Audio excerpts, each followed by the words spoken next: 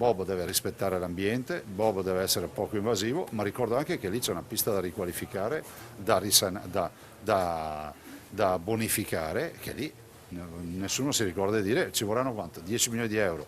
Allora, l'alternativa potrebbe essere portare il Bob a Innsbruck, che sarebbe già la prima sconfitta, ci costerebbe 30 milioni di euro.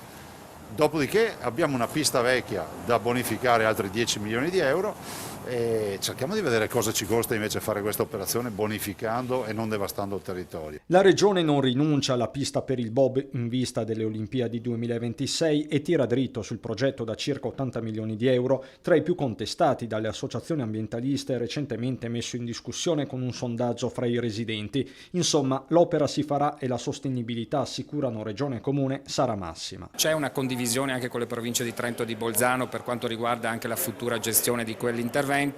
Cortina ha la storia, la cultura per quello sport, è un intervento che farà sicuramente non solo bene alle Olimpiadi ma anche a Cortina tutta. Ma la pista per il bob è solo una tessera di un mosaico più complesso che riguarda più in generale i collegamenti sciistici della montagna dalla Valle di Zoldo al Cristallo. I collegamenti si vogliono fare ma rispettosi delle zone ZPS, del SIC, di tutto quello che sono le norme, non è che si vanno a spianare montagne e distruggere boschi. Insomma, ci sono delle soluzioni, il mio assessore Canella sta lavorando a questo con i colleghi, vedremo quali saranno poi le proposte. Collegato il nodo della viabilità e questo con l'Alemagna in particolare che nonostante i cantieri continua a essere malata cronica, qui la partita è in mano principalmente a governo e ANAS, a loro e alla nuova agenzia per le infrastrutture si rivolge il primo cittadino, Ampezzano. Si sono persi, bisogna ammetterlo, quasi 2 anni, l'Agenzia per le infrastrutture è nata proprio in questo mese di settembre, ci vorrà probabilmente ancora qualche settimana prima